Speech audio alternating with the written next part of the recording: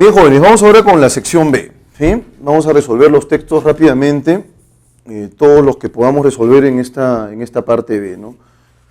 Bueno, la mayoría son textos lineales, solo un texto mixto, ese texto lo vamos a recoger luego, y luego los textos en inglés, ¿no? Entonces, vamos con el texto número 1, dice aquí lo siguiente, ojo con eso, es un texto objetivo, el texto es positivo, no hay más que discutir aquí. Según la Organización Mundial de la Salud, la OMS, aproximadamente el 50% de los jóvenes entre 12 y 35 años, estás dentro de ese grupo, corre el riesgo de perder audición por sus hábitos de escucha con cascos y auriculares. Algo más de 1.000 millones de personas, sobre todo de países desarrollados.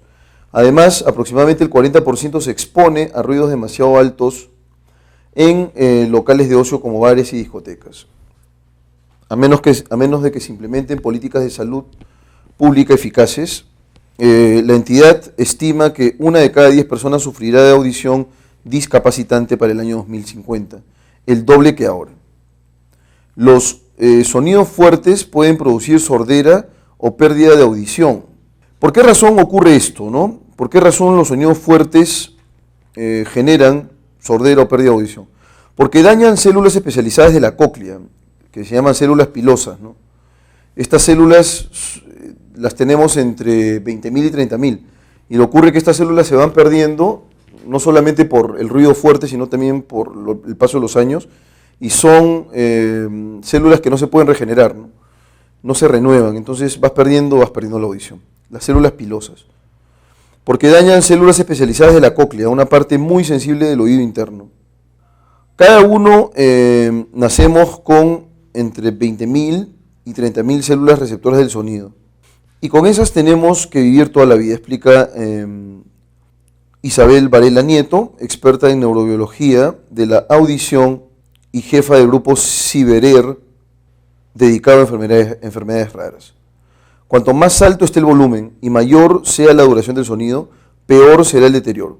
Por eso, los expertos estimulan, incitan a limitar tanto la intensidad como el tiempo de escucha. Quien oye 15 minutos de música a 100 decibelios por un reproductor personal sufre una exposición similar a la de un trabajador industrial que escucha 85 decibelios, explica el documento de la OMS. En febrero, la misma organización emitió junto a la Unión Internacional de Telecomunicaciones nuevas directrices para los fabricantes de reproductores de música, diseñadas para proteger a los usuarios.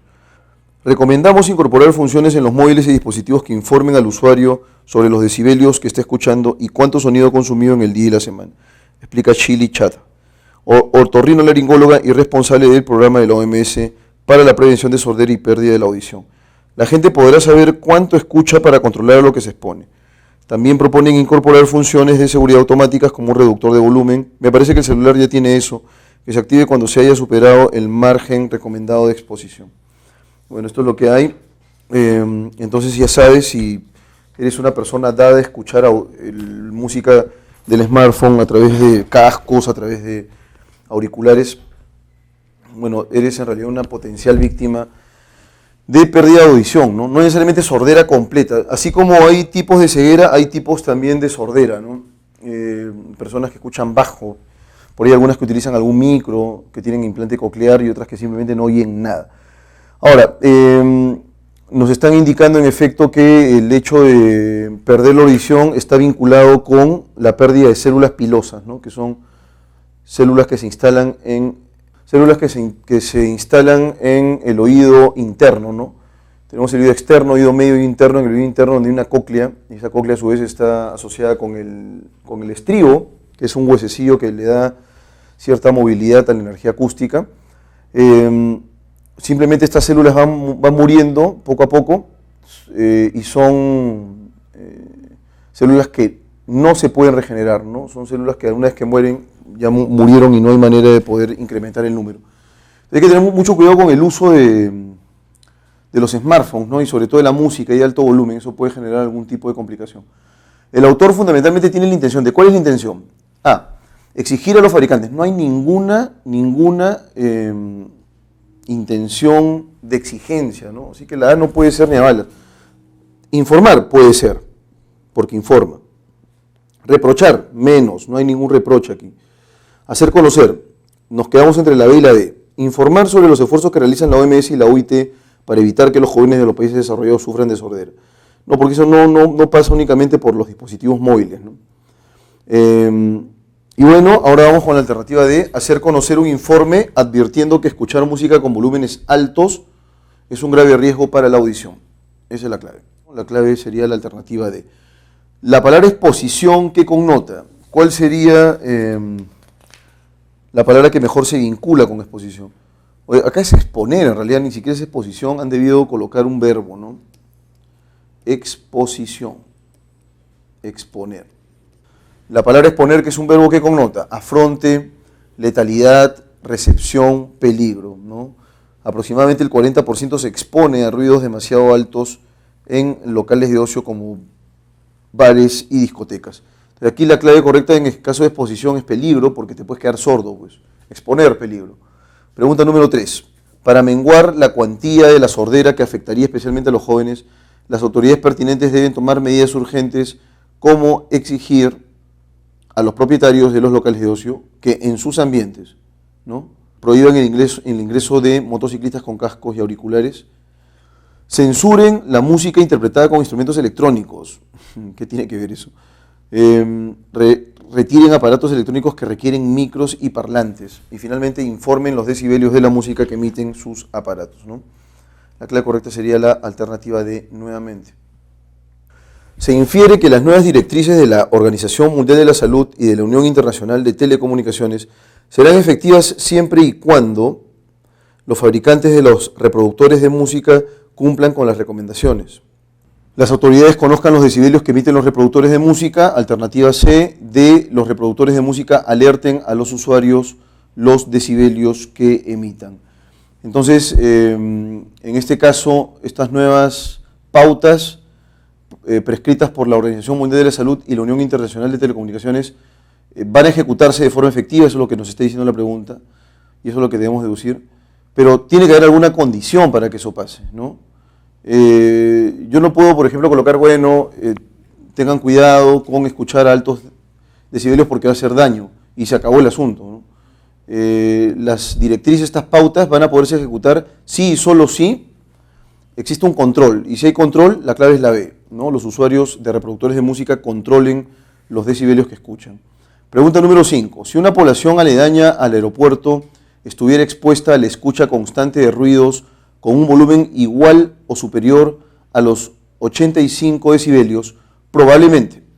O sea, ¿qué pasaría si una persona vive al costado del aeropuerto, ¿no? Y entonces va viéndose expuesta a aumento en el nivel de decibeles igual o superior a 85, dice acá. Bueno, sí, este sería el escenario nuevo. ¿Cuál sería la clave correcta acá? Necesitará más otorrinolaringólogos para diagnosticar el incremento de su sordera. Exigirá que de inmediato se cumplan las directrices emitidas por la OMS y la UIT. Será afectada, dice acá, por el incremento de individuos con una audición discapacitante, y finalmente reclamará más médicos especializados para atender el aumento de la sordera, ¿no? Entonces, si viviera al costado de un aeropuerto, con total seguridad, su sistema auditivo se va a ver dañado, ¿no? Porque está ahí, pues, al costado de esos ruidos espantosos, ¿no? Entonces, la clave correcta aquí sería la alternativa B, la alternativa C, será detectada por el incremento de individuos con una audición discapacitante, ¿no? Porque no salen de un individuo, sino de una población, era lo que me faltaba decirles, ¿no? Si es población, son varias personas, y estas van a evidenciar un incremento en su audición, porque están viviendo bajo permanente ruido molesto, ¿no? Y finalmente, la relación que existe entre audición discapacitante y las nuevas directrices de la OMS y la UIT es de causa-consecuencia, consecuencia-causa, efecto-efecto, problema-tratamiento. La clave correcta es la A, causa-consecuencia, ¿no? O sea, las nuevas directrices se supone que van a permitir que la audición discapacitante no ocurra, ¿no? Causa-consecuencia, entonces. Bueno, vamos ahora con el texto número 2. Dice lo siguiente acá. C. Aunque debo admitir que tengo poca confianza en las pruebas tradicionales, ontológicas, cosmológicas, teleológicas de la existencia de Dios, creo en cambio que existe un argumento empírico o inductivo que no puede ser descartado tan fácilmente, tan difícilmente. Me refiero a los hechos de la experiencia religiosa. Ha habido y todavía hay millones de creyentes sinceros en la existencia de un Dios personal. En todas las épocas, en todos los climas, en las culturas más diversas, ha habido gentes que han experimentado la realidad de Dios en los momentos de la oración, de culto o ocasionalmente de éxtasis místico. ¿Quiere usted decir que millones de personas no pueden equivocarse? Le pregunta A, y C responde, precisamente, por lo menos es sumamente improbable que estén equivocados por completo. ¿Pudieran estar todos engañados? Y C responde, ¿usted no diría que todos podemos estar engañados al creer en la existencia del Sol? ¿No es así? Lo admito como posibilidad lógica, pero como tenemos una enorme cantidad de pruebas acerca del Sol, es en sumo grado probable que éste exista objetivamente. Nosotros podemos ver el Sol, sentimos su calor, percibimos los incontables y variados efectos de su radiación. Nuestros sentidos realmente ofrecen amplio testimonio en este caso. Se replica, usted confía en sus sentidos externos sin mayor reticencia. ¿Por qué no confía igualmente en el sentido interno? La experiencia inmediata incluye no solo datos sensoriales, sino también pensamientos, efectos, emociones y sentimientos. Y justamente del mismo modo que los datos sensoriales confirman la existencia del Sol y las afirmaciones acerca de la realidad física casi generalmente, los datos de las experiencias religiosas confirman la existencia de un Dios personal o de alguna realidad espiritual. Francamente, dice A, mi sentido interno, empleo su frase con reservas, no registra nada de ese tipo. Se responde, algunas gentes son ciegas y aún algunas que pueden ver no logran apreciar la belleza de algunas obras de arte. Usted tendrá que convenir que esto es una limitación personal. La existencia del Sol podría confirmarse aún cuando todos los seres humanos carecieran de vista. Sí, pero las pruebas sensoriales que confirman la existencia del Sol no pueden ser explicadas en ninguna otra forma razonable, aceptable que asumiendo la existencia del Sol. Esto es, ese cuerpo astronómico a una distancia de la Tierra de 8 minutos, de cerca de 6.000 grados de temperatura en la superficie. Los datos de la experiencia religiosa, sin embargo, pueden ser explicados satisfactoriamente dentro de una concepción naturalista del mundo. Laplace sostenía que no necesitamos la hipótesis teísta o deísta para dar cuenta de los datos cosmológicos. De un modo similar, la psicología moderna y las ciencias sociales pueden dar cuenta de la experiencia religiosa sin recurrir a hipótesis trascendentes. Muy bien. Aquí trascendente no es sinónimo de relevante, ¿no? Mucho cuidado ahí. Vamos entonces ahora con la pregunta número 1. Pregunta número 1 de este textito, nada menos que de Herbert Feil, Empirismo versus Teología. Y dice así, el asunto que debaten ahí se gira en torno a la posibilidad de la experiencia de Dios durante la oración, la experiencia de Dios en todas las épocas y variadas culturas, la experiencia religiosa como prueba de la existencia de Dios. Esa sería la clave correcta, alternativa C. Pregunta número 2. En su primera intervención, se descartan las pruebas tradicionales de la existencia de Dios. Vamos con la alternativa A, pues como él, millones de creyentes están seguros de que estas no son pruebas. B, porque a diferencia de estas, la experiencia religiosa conduce al éxtasis místico. C, para introducir un argumento más al alcance de millones de creyentes sinceros. Y D, porque considera que estas son menos convincentes que la experiencia religiosa. Entonces la clave correcta aquí, que es que se descarta las pruebas tradicionales de la existencia de Dios, porque en su perspectiva él considera que estas pruebas son poco convincentes, no convencen mucho, tienen sus fisuras en comparación con la experiencia religiosa propiamente dicha. Pregunta número 3. Se deduce que para A la experiencia religiosa es explicable desde el punto de vista científico. Solamente es posible en los creyentes sinceros. También se experimenta en las ciencias sociales. Es consistente y congruente con la hipótesis trascendente. La experiencia religiosa para A, ¿sí?, es explicable desde el punto de vista científico, porque A en realidad lo que considera es que tanto la psicología como las ciencias sociales permitirían explicar estos fenómenos sin necesidad de buscar algo así como una especie de información trascendente ni nada por el estilo, ¿no? Entonces la clave correcta sería la alternativa, en la pregunta número 3, alternativa A. Es explicable desde el punto de vista científico. 4. La experiencia de la realidad de Dios es refutada por A. Fundamentalmente con el argumento de que Laplace descarta la hipótesis teísta o deísta para explicar los datos cosmológicos. La psicología y las ciencias sociales niegan que se produzca esta experiencia. La concepción naturalista admite como real la experiencia religiosa trascendente. Y finalmente esta experiencia no responde a ningún supuesto que trascienda la realidad natural. Pregunta número 5.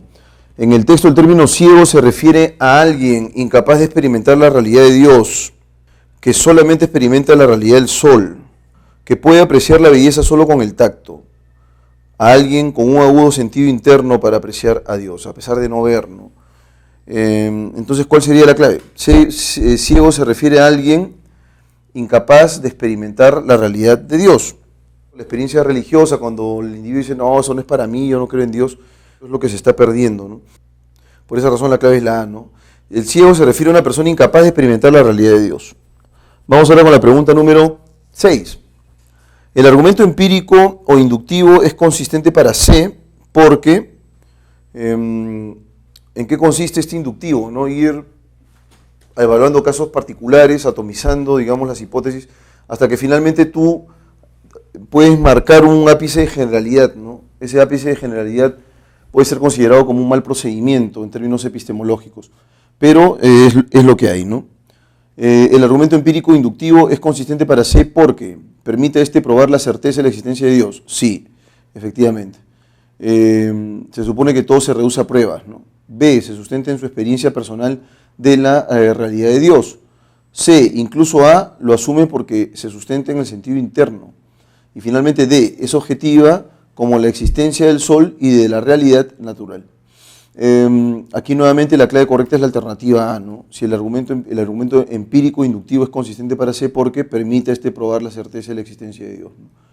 Vas y buscas y hurgas, qué sé yo, vas viendo pistas particulares, ¿no? Porque en eso consiste el método inductivo. La clave es A. Pregunta número 7. Si C asumiera el punto de vista de A respecto de la experiencia religiosa, A consideraría plausibles, es decir, admisibles, las explicaciones de la psicología moderna y las ciencias sociales. Reconocería que solo el sentido interno y no el externo es confiable para esta experiencia. Concordaría con en que esta experiencia confirma los datos de la experiencia sensible. Y finalmente desdeñaría o despreciaría las pruebas tradicionales como adecuadas para explicar la existencia de Dios. Muy bien.